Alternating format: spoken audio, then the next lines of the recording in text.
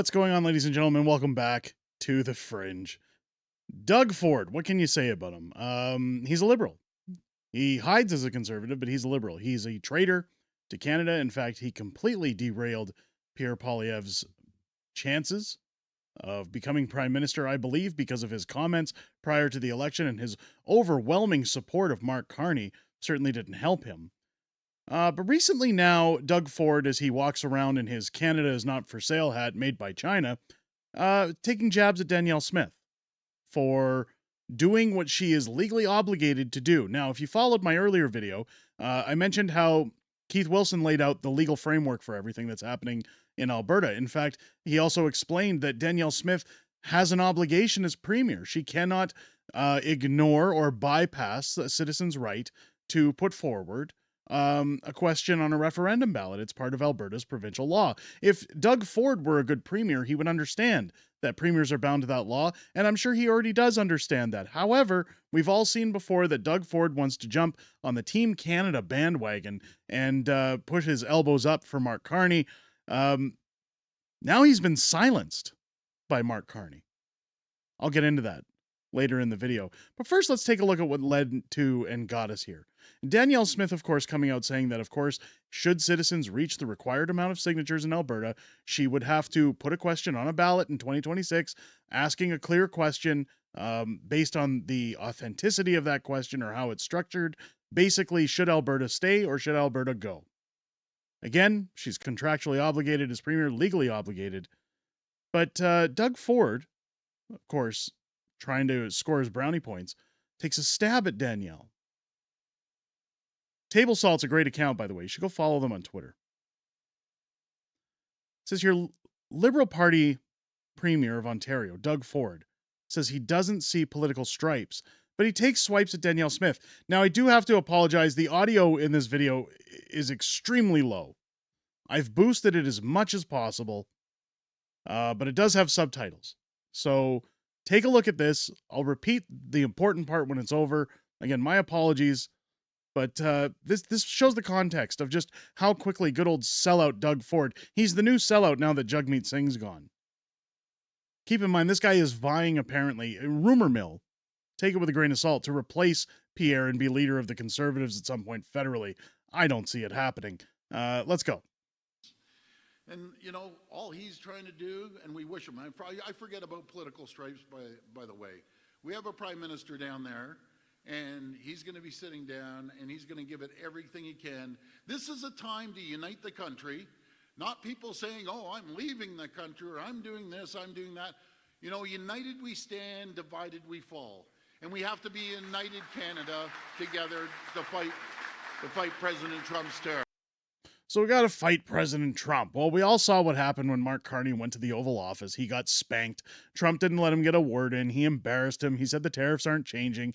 He gave all the liberal boomer votes that came through to support him the middle finger, just like the Brantford boomer. He gave it right back to them to let them know, look, I'm not going to fight Donald Trump. I'm not going to win against Donald Trump. Your vote essentially went for nothing. It was for nothing. Doug Ford again saying, well, I'm not going to be like them saying we're going to leave, we're going to go anywhere, we need to be united, we need to be Team Canada. It's painting a picture that Danielle, again, is a horrible, horrible premier. We've seen BC Premier David Eby coming out saying that Danielle should suppress anyone talking about this, that he doesn't approve of it in his province. Well, what's funny about that is Danielle Smith mentioned it in her recent press conference this week. She mentioned about Doug Ford and told him to essentially butt out. Let's take a listen to that. Great friendship. We don't agree on everything. In fact, I think we supported different people in the last federal election. And so we don't have to agree on everything. So what she did there, again, if you missed that, she said we didn't support the same people in the last federal election. There's the dig at Doug Ford saying, hey, I voted conservative. You, even though you are a conservative, voted liberal because you support Mark Carney. Good points there on Danielle. But what I will say is we have a constructive conversation at the coffee table. I continue to look forward to having a constructive conversation with him at the coffee table. But he's the Premier of Ontario. I'm the Premier of Alberta. We just have different issues that we have to respond to in our respective jurisdictions. I don't tell him how he should run his province, and I would hope that he doesn't tell me how I should run mine. But we have a very respectful relationship, and I hope that continues. So again, she says, I don't tell him how to run his province. I would hope he's not going to tell me how to run mine. Well, he didn't do that in the previous clip. He starts making jabs at her saying, we need to be united, essentially saying that Danielle is not united with Canada. This is going to continue for as long as it's on the debate topic, as long as she's going to entertain her legal obligation for Albertans. She's going to be villainized, not only by the press, but by those in politics. What's funny about it all was after Doug made these comments, after Danielle made these comments, massive media coverage over the comments going back and forth. Well, all of a sudden, Doug Ford comes out of a meeting a day later. Table salt again. Whoa, something happened. They clearly had a meeting about Alberta. Doug Ford suddenly talking about his great relationship with Danielle Smith and how Albertans need, or how Albertans have been ignored over the last 10 years. What's going on here with Doug Ford? Hang on a second. Weren't you just saying that we're all terrible, that we're not going to just leave? We need to be united. And now this? Hang on. Wait. Hey, hang on a minute. What are you saying, Doug? To Toronto, we'll be going out for lunch. So there's not this big rift that everyone's playing out. I just want to support the people of Alberta and Saskatchewan. They've been ignored for a decade now, and I support them. It's as simple as that. Did the premiers tell her that maybe having a referendum isn't such a great idea against the backdrop of these annexation threats from the United States? You know, you're saying divided we fall. Yeah. Is that did the premiers? No say no one brought that up. Maybe that comes on a private conversation. But we're all meeting on June the 1st, June the 2nd.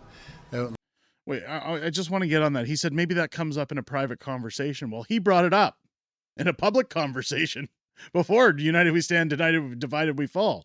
It's funny how he's pivoted. I'll let him finish, and then I'm going to tell you what I think. Saskatchewan, and we're all united. I'm telling you we are. I know what you mentioned about Alberta, but we're going to make sure we support the people from Alberta and Saskatchewan that's felt left out over the last 10 years. I'll be 100% behind them. And I want to build those pipelines on one condition. They use Ontario steel. So we got to protect. So again, as long as there's a benefit for me, right? Chuckle. Essentially what's happening here is my guess. This is just my opinion. Mark Carney has reached out to his lapdog and he has told him, we need to keep the peace because I'm trying to convince NDP members to cross the floor. I want my majority government. Don't go rocking the boat. Don't make things difficult. Right? Fall in line. We're all in this together. We're all going to work together. We have to keep that motto after what they're dubbing a successful trip to Washington. I don't understand how anybody who supports Mark Carney is labeling that trip as successful, but yet they continue to tout it online. I'm sure this is all just a matter of, hey, we're all united. We're all together. Oh, we understand Alberta. We understand what they're going through. Such a shame what they're going through. Hey, we want pipelines. Everybody wants pipelines, right? It's all hogwash. It's hogwash. What's funny is that one premier, or not premier, but one MP, leader of the bloc, Yves Blanchette, he's not going to toe the line for Mark Carney because he knows the truth. But he makes some really derogatory remarks to Alberta. Bloc leader Blanchette offers tips for Alberta separation. Define oneself as a nation. This requires a culture of their own. Oil and gas does not define a culture. Blanchette would never interfere in what that but wants Quebec to be first. Let's take a listen. The people in Alberta who want to separate, do you have any tips for them on how Oh, it's so funny, isn't it? Oh, Alberta. Oh, how dare they? They couldn't separate. They're not Quebec, right? Our success so far does not place me in a position to give them tips about what to do, but I could give them tips about what not to do. Not now. The first idea is to define oneself as a nation. Therefore, it requires a culture of their own. And I am not certain that oil and gas qualify to define a culture. But it's theirs to decide if they want to vindicate the right to self-determination, would never interfere in that. It belongs to them. I would like us to be the first to do so. So he says he finishes with, I would like to be first because we're better than everyone else. We are the French. We just like to do whatever we want to do. Here's the problem with Blanchet. He thinks that oil and gas is the culture that makes the West the West. I'm here to tell you he is absolutely ignorant and wrong. He doesn't seem to understand. If you've been to the West, if you know Alberta, if you've been to the Rocky Mountains, if you've seen the culture of what define a nation of Alberta, it's hard work, it's ethics, it's grit. It's people that understand that hard work also means large rewards. The people of Alberta have always been hardworking and strive for excellence. They've always strived to be the first when it comes to how to do things properly, how to do things safe, how to do things the best of everyone else, how to be the best of everyone else. Alberta has shown that they not only have a great people in this province, but they are run by great people, those who wish to see us succeed, those who wish to promote our products, those who wish to see everyone who comes to Alberta be offered the same success as everyone else. The West is the best, and it's going to remain the best. And Blanchet just opened a can of worms here if he thinks that Alberta is not a strong sovereign province and one that could define itself as a strong sovereign culture. A rude awakening is coming across Canada. And what he's just called out is that it's time for Alberta to show the federal government the old F around and find out. We're not to be trifled with. We're not to be messed with. We're sick and tired of the way we've been treated, and we're not going to take it anymore. Let me know what you think about them apples. Let me know what you think about Blanchet and his comments. Doug Ford, what do you think about Doug Ford turning tail on on his attacks on Danielle Smith? Again, things are only going to heat up as we get into the summer. Again, you're going to see these rallies for independence growing because the government's going to be on holiday. You're going to see a lot of villainizing of Danielle Smith. You're going to see a lot of people calling her out, trying to make her look like Stalin, we'll say. Everything's going to happen over the summer. We're going to be here to cover all that. Make sure, if you haven't yet, hit the subscribe button. Join our large Fringe majority here on the channel. Just about to hit 100,000 subscribers, possibly by the time you've seen this video. We're growing at an alarming rate. Make sure you follow the channel. Hit the bell for notifications so that you don't miss a beat anytime videos drop here as well.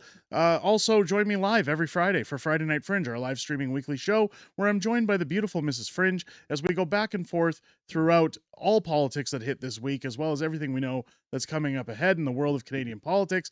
We also hear what you guys have to say outside of making these videos in each of those live streams. I look forward to hearing what you have to say, but I most importantly look forward to hearing what you have to say this Friday night, starting at 6 p.m. Pacific, 8 p.m. Central, here on the channel, and every Friday night at that time.